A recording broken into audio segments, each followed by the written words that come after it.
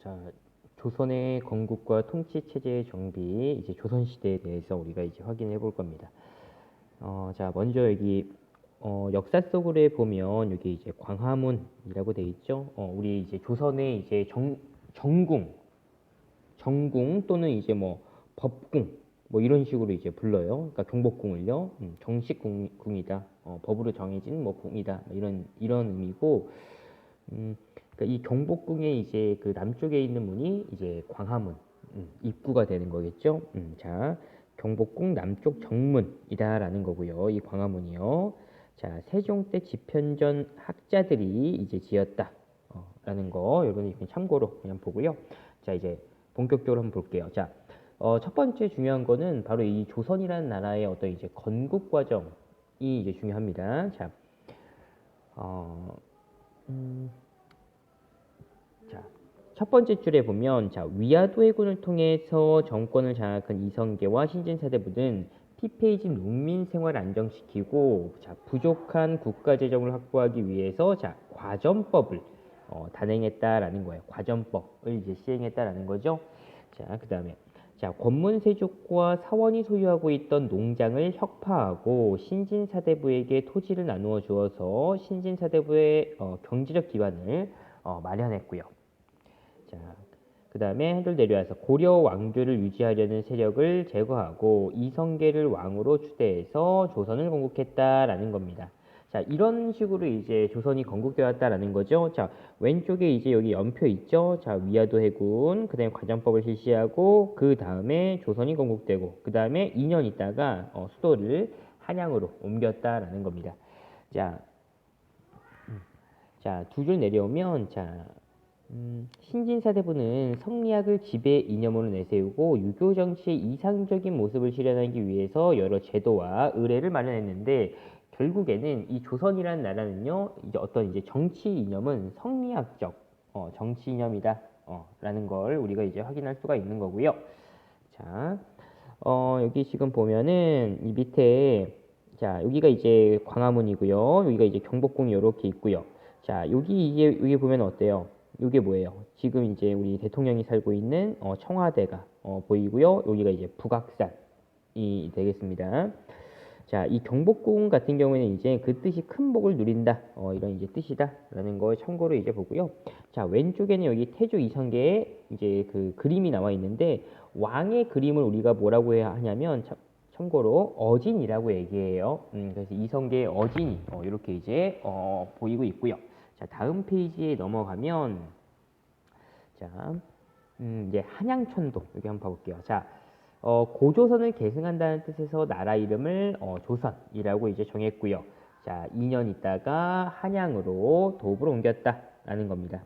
자, 이 도읍과 관련된 거는 요 풍수지리설에 영향을 받았다라는 거 여러분들이 이제 확인을 하고요. 자, 그 다음에 내려와서 여기 역사 지식을 넓혀서 한번 볼게요. 자, 여기가 지금 이렇게 된 부분이 경복궁이에요. 자, 경복궁을 중심으로 해서 왼쪽에는 사직단이라는 곳이 있고요. 오른쪽에는 종묘라는 곳이 있어요. 자, 먼저 한번 봐볼게요. 여기 왼쪽에 이제 설명에서 보면은 자, 경복궁의 왼쪽에는 여기 세 번째 그 단락입니다. 자, 역대 왕과 왕비의 신주를 모시는 종묘를 세웠다. 자, 여기 보면 경복궁의 왼쪽이래요. 그러니까 우리가 바라봤을 때는 종묘가 오른쪽에 있는데 경복궁 입장에서의 왼쪽은 종묘가 된다라는 거죠. 자, 그 다음에 오른쪽에는 자, 토지의 신과 곡식의 신에게 제사를 지내는 사직단을 세웠다라는 거예요. 토지의 신, 곡식의 신에게 제사 지내는 사직단. 그래서 왕이 사직단, 종묘 이런데 이제 행차해가지고요. 이제 제사 지내고 이렇게 하는 겁니다. 자, 그 다음에 또 이제 문 이름을 한번 봐볼게요. 자, 우리가 알고 있는 동대문이 흥인지문, 서대문이 돈이문, 남대문이 숭례문, 북대문이 숙정문, 이렇게 이제 부르는데, 자, 여기 흥인지문, 돈이문, 숭례문, 숙정문 이렇게 이제 돼 있어요. 자, 이름에 잘 보면요, 자, 인, 의, 예, 자, 여기 숙정문에서 이 정이라는 게 안다 이런 뜻이야. 지 이렇게. 그래서 인의예지. 요게 이제 유교에서 강조하는 그 사덕목을 우리가 이제 인의예지 이렇게 얘기하고요. 5가지의 덕목이다라고 하면 여기에다가 하나 추가해요. 신. 인의예지 신.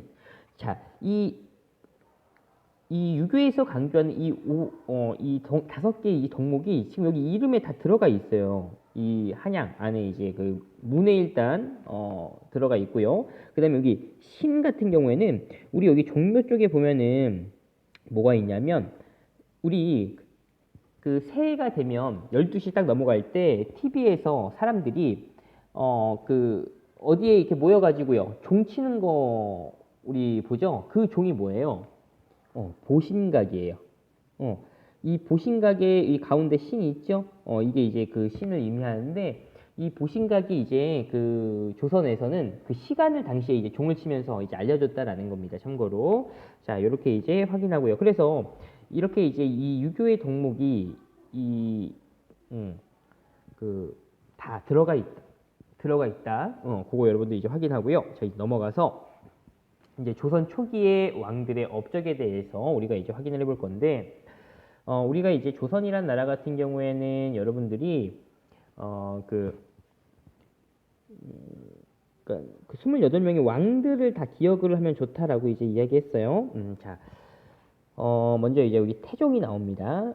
태종 같은 경우는 이제 3번째 왕이 되겠죠. 자, 태종 같은 경우에는 원래 이제 왕이 될 수 없는 상황인데, 자, 태조의 아들 방원 5번째 아들이었죠. 정도정 등의 개국공신과 어린 세자를 제거하고 왕이 올랐다. 자, 왕자의 난을 통해서 왕위에 올랐고요. 자, 사병을 없애고요. 자, 육조 직계제를 실시해서 자, 왕권을 강화했다라는 겁니다. 또한 자, 조세를 거두고 군역 대상자를 확보하기 위해서 자, 토지를 조사하고요. 자, 호패법을 실시했다라는 거예요. 자, 여기 왼쪽에 보면 이 호패가 있습니다. 자, 16세 이상의 남자가 차고 다녔다라는 거예요.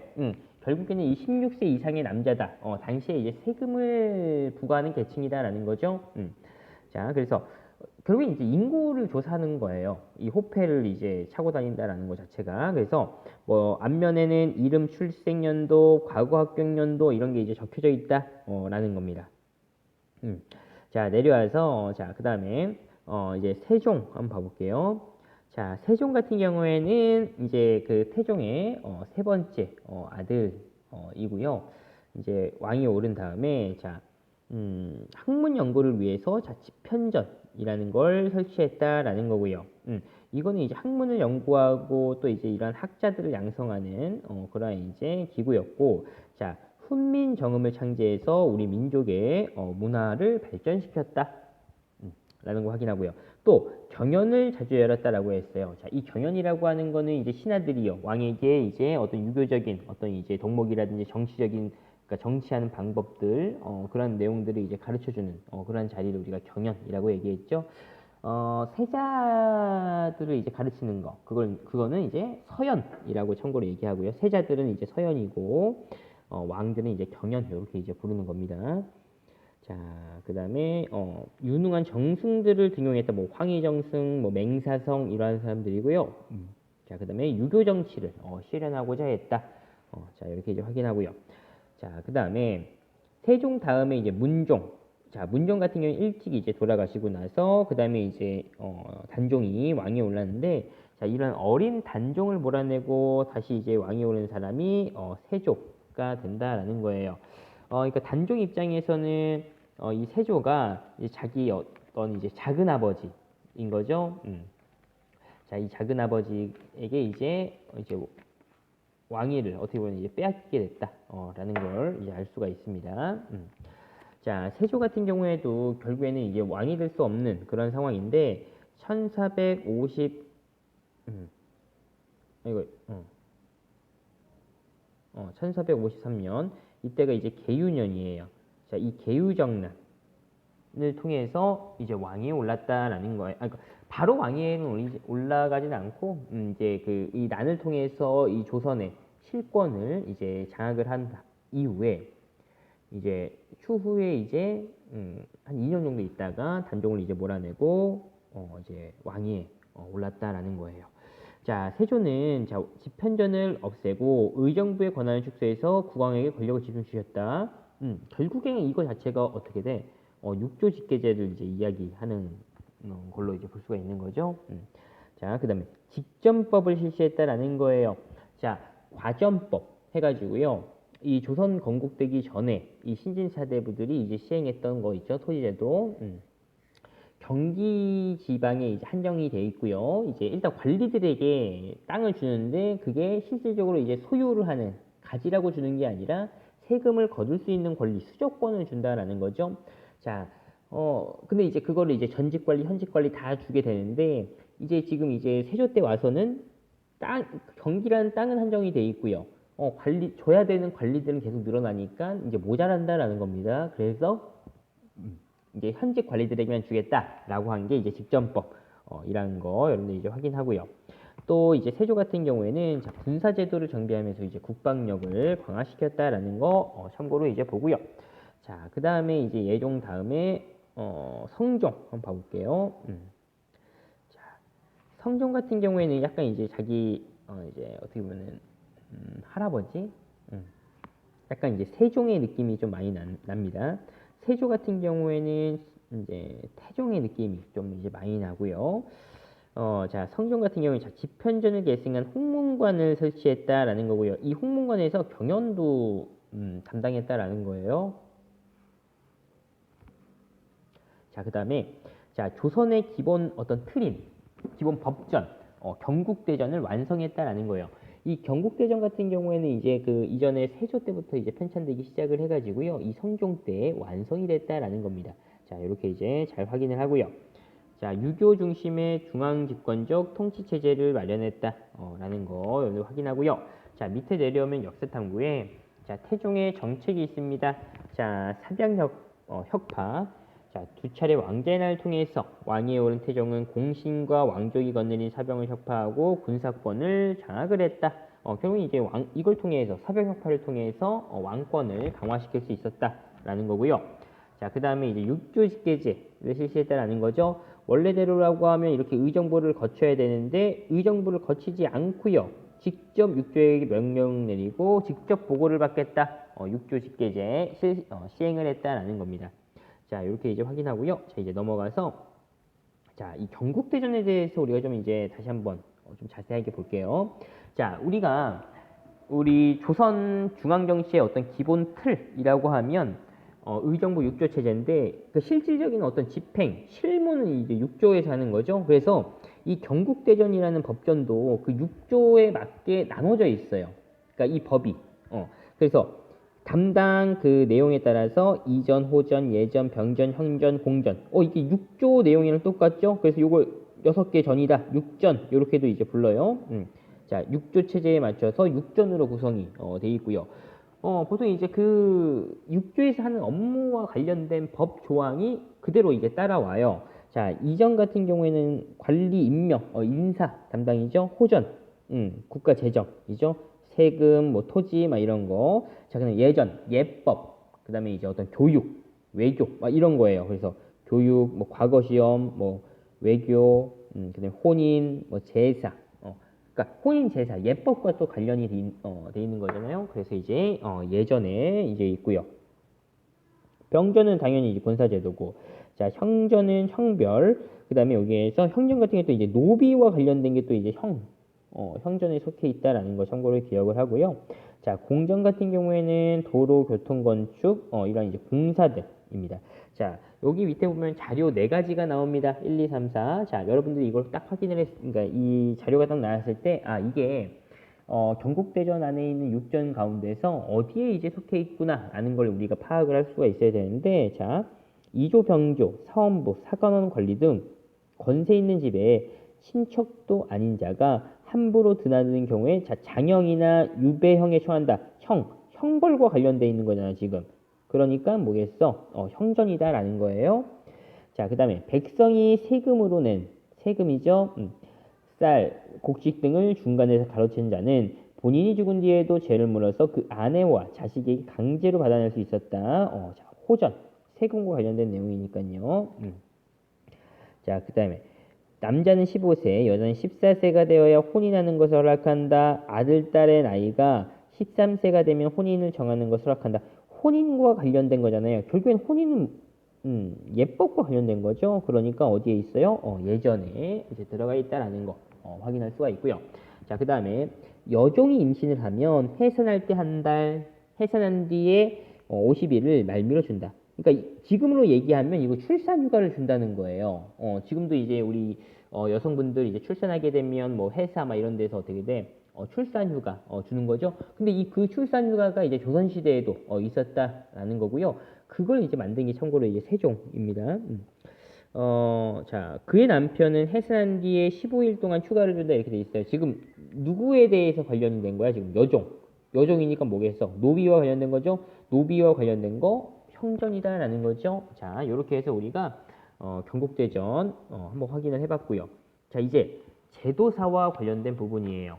자, 제도사 하면 이제 제일 처음에 이제 중앙부터 우리가 이제 확인을 하게 되는 거죠.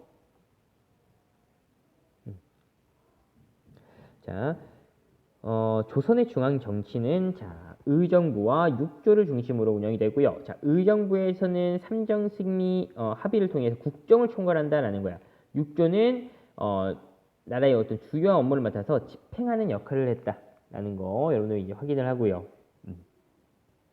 자, 그 다음에 두 줄 내려와서 자, 사원부 사관원 홍문관을 합쳐서 3사라고 이제 부르는데 3사는 언론 기능을 담당했다라는 거예요. 뭘 이제 사람들 달리고 관리들이 뭐 부정 비리 저지르지 않는지 그런 거 이제 확인하는 거고요. 자, 그다음에 왕의 비서기관 역할을 한 승정원, 자, 반역과 같은 나라의 큰 죄를 다스린 의검부, 역사서는 춘추관, 자, 그다음에 조선의 최고의 국립교육기관은 성균관, 자, 서울의 행정치안 담당하는 한성부가 있었다라는 거 여러분들 이제 확인하고요. 자, 왼쪽에 여기 조선의 중앙정치기구, 중앙정치기구 표가 있죠. 참고로 이제 우리가 확인할 수가 있겠고요. 승정원 의검부 같은 경우에는 우리가 이제 왕권을 강화시키는 기구다라고 하고요. 3사 같은 경우에는 어떤 이제 우리 권력의 집중과 부정을 방지하는데 큰 역할을 한 그런 이제 기구들이다라는 거죠. 이거 이제 나머지는 이제 기타 기구들 이렇게 이제 확인할 수가 있고요. 자, 그다음에 이제 지방을 볼게요. 조선의 지방은 기본적으로 이제 8도, 전국을 8도로 이제 나누고요. 그 아래에 부목군현 이렇게 이제 나누었다라는 거고. 자, 특수행정구역인 향부곡소를 일반 군현으로 만들었다. 그다음에 모든 군현에 수령을 파견했다. 즉 향부곡소 특수행정구역 없어졌다. 그다음에 지방관이 그 파견되지 않은 현을 우리가 이제 속현 이렇게 얘기했죠. 속현. 자, 이 속현이 사라졌다라는 걸 우리가 이제 확인할 수가 있죠. 자, 그다음에 자, 이렇게 팔도 그다음에 부목군현 막 이런 데 이제 보내는 사람들을 우리가 흔히 지방관 뭐 이제 수령 이렇게 이제 이야기하고요. 그러니까 뭐 부에는 이제 부사, 그다음에 이제 목에는 목사, 군에는 군수, 현에는 뭐 현감, 현령 막 이런 사람들 보내는데 이 사람들 통틀어서 이제 수령 이렇게 이제 부르는 겁니다. 자, 그다음에 중앙에서 수령을 지휘 감독하기 위해서 각 도에다가 자, 관찰사를 파견하고요. 또 수시로 이제 어사 이런 걸 이제 보냈다라는 겁니다. 자, 그다음에 자, 지방의 세력가였던 향리는 수령의 행정 실무를 보좌하는 그런 이제 역할을 담당했고요. 그러니까 고려 시대에 비해서 그 지위가 어떻게 돼? 낮아졌다라는 거예요. 그러니까 그 고려 시대 같은 경우에는 이제 석현이라는 곳이 존재하니까 지방관이 파견되지 않은 지역이 존재하니까 그 지역을 이제 향리가 직접 관리하는데 이제 모든 현의 이 관리가 수령이 다 파견된다라는 거예요. 조선 시대에 오면 그러니까 이전보다 어떤 이제 그 조선 시대에서 향리의 지위가 좀 낮아졌다. 고려에 비해 상대적으로 그렇게 이제 볼 수가 있고요. 자, 그다음에 지방에 또 이런 양반들의 자치기구 유향소라는 기구가 있어요. 다른 말로 이제 향청이라고도 이제 이야기하는데 자, 이 유양소는요, 수령을 보좌하고 향리를 감찰하면서 향촌 내 유교 질서를 보급하는 그런 역할을 했다라는 거 이거 확인하고요. 자, 내려오면 자료도둑에 이제 3, 4의 활동이라고 되어 있습니다. 한번 확인을 해볼게요. 사간원, 간자가 들어가냐, 간언한다 라는 거야. 그래서 왕의 언행이나 정치의 잘잘못 이런 거를 이제 솔직하게 이야기하는 간언. 뭐 또 다른 말로 뭐 간쟁이라고도 얘기해요. 간언, 또 간쟁. 자, 사헌부, 헌법과 법과 관련된 거잖아. 자, 관리를 감찰하고요. 잘못을 저지른 자를 탄핵한다. 풍속을 바라지는 일 이런 거 한다라는 거예요. 자, 관리를 감찰하고요.